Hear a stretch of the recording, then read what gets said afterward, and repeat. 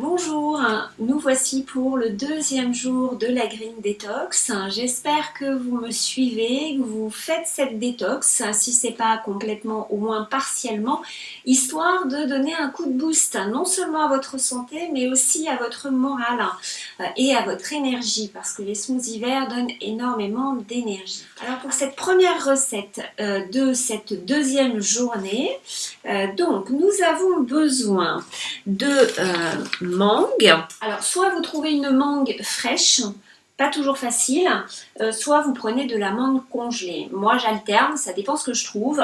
En tout cas vous trouvez de la mangue congelée assez facilement maintenant dans les supermarchés. Moi j'en trouve même de la bio, donc c'est encore mieux bien sûr. Donc vous mettez à peu près l'équivalent d'une belle mangue, la moitié d'une belle mangue, pardon, dans votre blender, voilà. Alors ensuite, je vais avoir besoin de menthe ou de coriandre, comme vous voulez. Moi, j'avais pas de coriandre, donc je vais mettre de la menthe, mais ça m'arrive très souvent de mettre de la coriandre fraîche avec des fruits. C'est absolument délicieux, ça va très très bien avec la mangue d'ailleurs. La coriandre a en plus un effet détoxifiant sur les métaux lourds, très intéressant. Vous pouvez d'ailleurs, quand vous mettez de la coriandre, ajouter de la chlorelle en poudre. Les deux sont vraiment parfaits ensemble, ils ont une super synergie et ils sont hyper efficaces pour détoxer des métaux lourds. Voilà. Là, donc, je vais mettre moi de la menthe. Mettez ce que vous voulez. Si vous avez du persil, vous mettez du persil. Mais la menthe va très bien avec la mangue ou la coriandre avec la menthe. Donc, vous mettez ce que vous voulez. Là, vous voyez, j'ai une poignée de feuilles de menthe. Vous pouvez mettre les tiges aussi si vous voulez, si vous avez un blender assez puissant. Ensuite, dans la recette, c'est une demi-salade romaine. Donc les salades romaines, ce sont des salades qui sont assez longues, qu'on trouve assez facilement tout au long de l'année. Là, moi, je n'ai pas de la romaine, j'ai un mélange de salades. En ce moment, sur le marché, on trouve de la cornette notamment, donc qui est une salade un petit peu amère. Alors la romaine est beaucoup plus douce au goût, donc si vous n'avez pas l'habitude des verdures, commencez plutôt par une verdure douce. La cornette, donc elle a un goût amer et c'est très bien, c'est d'ailleurs peut-être pour ça qu'on la trouve en automne et que l'automne est à un moment, l'automne-l'hiver, un moment important pour soutenir son foie. C'est une période où on mange un peu plus lourd, donc c'est bien de manger des salades vertes comme ça, amères, parce que l'amertume stimule le foie.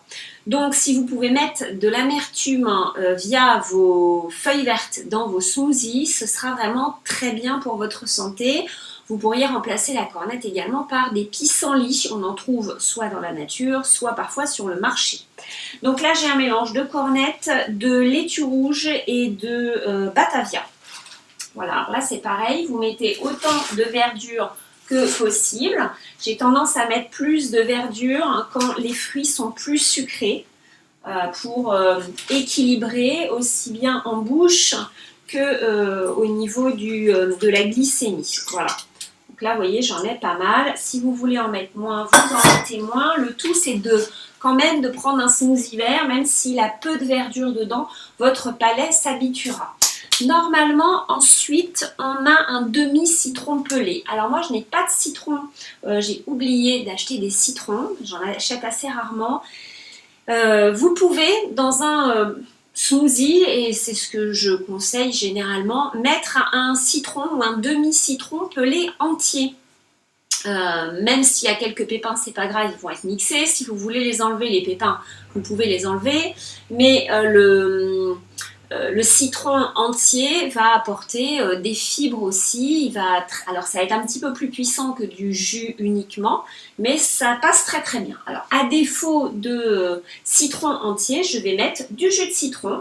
J'ai toujours du jus de citron bio en bouteille. Je trouve ça extrêmement pratique parce que le principe, c'est quand même d'allier la vie moderne avec une alimentation saine. Donc, à défaut de pouvoir faire les choses parfaitement, il vaut toujours mieux faire quelque chose que de ne rien faire du tout.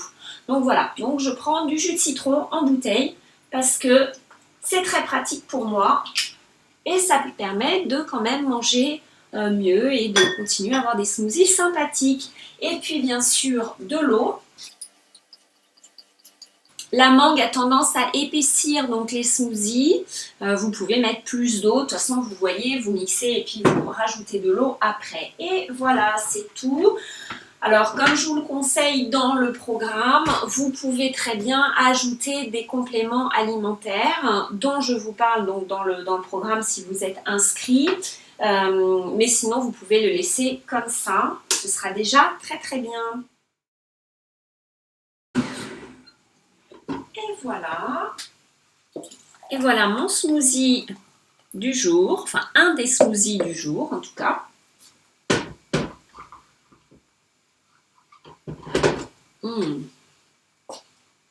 Un régal. Délicieux. La mangue là, avec la menthe, le citron, c'est juste excellent. Et même la cornette qui est amère, vous voyez, avec la mangue, on ne la sent pas. En tout cas, moi, je ne la sens pas du tout. Je ne sens que la menthe là. Je sens qu'il y a des verdures. Mais en fait, la mangue et la menthe prennent le dessus avec un petit peu le côté citronné. C'est super bon. Voilà pour le premier smoothie de la journée, en tout cas le smoothie sucré. Je vous retrouve tout de suite pour la soupe verte. Donc si vous faites la détox en entier, bien sûr ça c'est 2 recettes de la journée. Vous pouvez vous contenter de ces 2 recettes et augmenter les doses. Le principal, je le répète, c'est de ne pas avoir faim. Il n'est pas question d'avoir juste 2 smoothies normalement. Dans le programme, il y a 3, au moins minimum 3 smoothies ou soupes vertes par jour. Si 2 vous suffisent, bien sûr que vous n'avez pas faim. Vous pouvez vous contenter des 2. Mais surtout, le principal, c'est de ne pas avoir faim. Ça, c'est très important. Ça vous enlève un poids et un stress quand même, hein, de ne pas avoir faim. Et ça n'empêchera pas donc, votre corps de se détoxifier quand même. Donc, vous faites 2 fois la recette. Si vous voulez la faire 2 fois dans la journée ou 3 fois, c'est comme vous voulez. Voilà. A tout de suite. Me revoilà pour cette deuxième recette de cette deuxième journée de Green Detox. Donc dans cette recette de soupe verte aujourd'hui, j'ai de la patate douce que j'ai cuite. Elle est encore toute chaude d'ailleurs. Vous pouvez la mettre crue comme je vous l'ai dit hier. Si vous n'avez pas de patate douce, ça n'est peut-être pas accessible à tout le monde. Vous pouvez la remplacer par de la citrouille. C'est très riche également en bêta-carotène. Et alors la citrouille, là, en ce moment, je pense qu'en France, on en trouve absolument partout. C'est la pleine saison. Vous en avez plein de variétés. La plus courante doit être le potimarron, la butternut également, qui sont excellentes pour faire des soupes et même crues. Donc, moi, c'est de la patate douce, mais utilisez de la courge si vous voulez. Donc, je l'ai fait cuire, mais comme je l'ai dit, vous pouvez l'utiliser cru. Ça apporte plus de velouté quand c'est cuit. Voilà. Parce que avec cette patate douce ou cette courge, je vais mettre du chou-fleur. Alors, vous pouvez également cuire le chou-fleur. Il y aura forcément moins de nutriments si vous le cuisez, de préférence bien sûr à la vapeur, sans graisse, sans rien, on est en détox. Si vous voulez l'utiliser cru, ce que je vais faire moi, il faut que votre chou-fleur soit très frais. Vraiment, j'insiste, il faut qu'il soit extrêmement ferme là. S'il est un petit peu mou, cru, il va être désagréable à manger. Il va avoir un goût un peu amer. On sent très bien la différence entre un chou-fleur cru frais et un chou-fleur cru qui a un petit peu de vécu. Donc, si vous voulez du cru, faites attention qu'il soit très très frais. Si vous l'avez acheté à l'avance et qu'il est un petit peu mou, vous le faites cuire à la vapeur, sinon ce ne sera pas agréable au goût. Donc là, j'ai une demi-patate douce. C'est une patate douce moyenne. J'ai un quart de chou-fleur, donc une tête de chou-fleur à peu près moyenne. Vous pouvez en mettre plus, en mettre moins, c'est une question de goût après. J'utilise également les feuilles. Alors là, j'en ai un petit peu des feuilles, je les garde la plupart du temps, je les garde. Parfois, vous avez des choux-fleurs avec vraiment beaucoup de feuilles autour. C'est comestible, c'est dommage, les gens les enlèvent ou les font enlever par leur maraîcher. Et des fois, d'ailleurs, je les récupère comme ça auprès des maraîchers. Gratuitement parce que c'est tout à fait comestible. Il n'y a pas que les lapins qui peuvent manger ça. Il suffit de le hacher très finement. Vous pouvez le mettre alors très bien dans vos smoothies, dans vos soupes crues bien sûr, mais vous pouvez l'utiliser comme un légume normal, hein. Vous le hachez assez finement et vous le faites cuire comme, je sais pas, dans un curry de légumes, dans tout ça, c'est délicieux, vraiment c'est très bon. Donc voilà, là j'ai quelques petites feuilles, donc je vais les mettre dedans. La côte, c'est pareil, elle se mange, hein, coupée en petits morceaux, comme le bout du, comment on appelle ça là, le tronc du chou-fleur, c'est pareil, ou du brocoli, souvent on l'enlève, mais c'est délicieux. C'est vraiment dommage, c'est du gaspillage en fait. Donc voilà, je mets mon chou-fleur, donc un quart de chou-fleur moyen.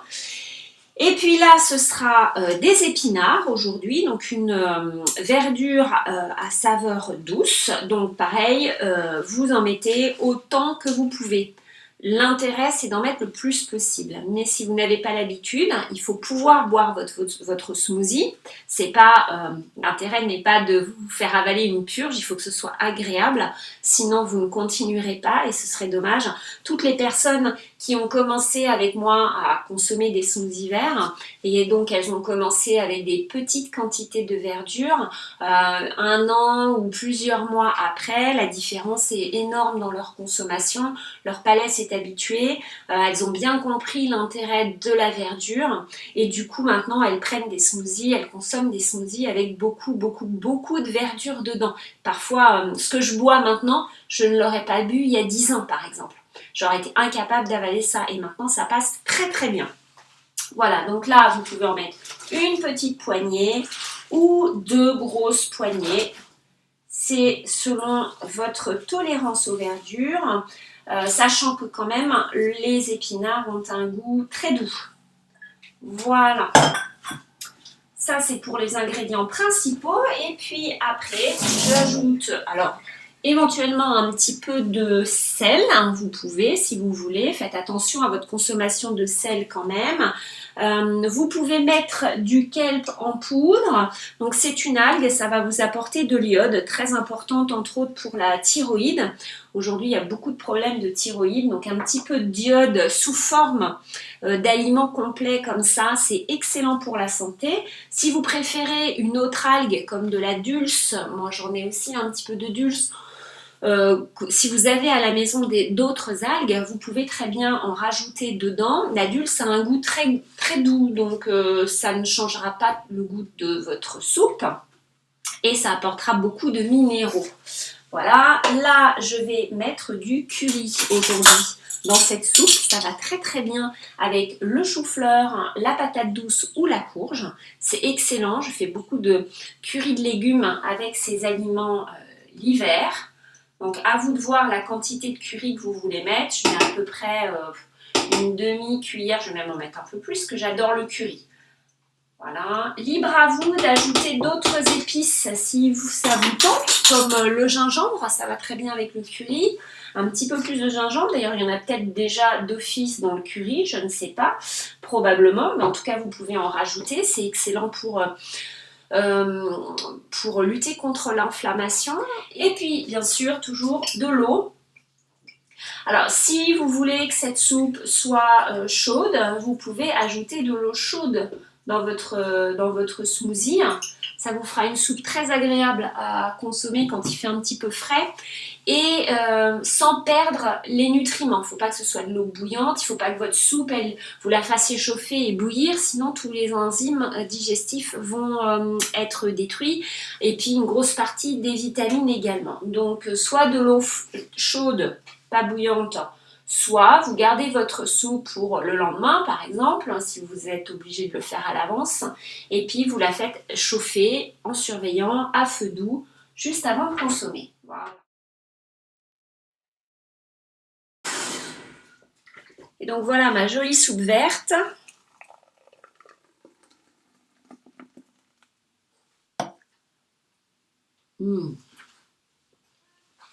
Délicieux. Donc, pour en revenir au chou-fleur, hein, si vous avez peur, parce que le chou-fleur vraiment ça pique fort quand j'insiste, quand c'est pas ultra frais. Donc si vous avez des doutes, Le mieux, c'est de le goûter. Vous goûtez une toute petite fleurette avant de le mixer, parce qu'une fois qu'il sera mixé, ce sera un peu tard. Vous goûtez juste un tout petit bout pour voir si c'est piquant ou pas. Si c'est piquant, vous le cuisez à la vapeur. Le principal, c'est de toute façon que les verdures, elles, restent crues. Vaut mieux que le reste soit aussi cru, on est d'accord. Mais les verdures, c'est vraiment le plus important. Petite astuce, si vous n'êtes pas seul chez vous, sous le même toit, mais que vous êtes seul à faire cette détox, ça peut être un petit peu compliqué. Parce que si vous devez faire à manger pour quelqu'un d'autre, vous pouvez être tenté, vous, de grignoter, de goûter, voilà, si on est gourmand.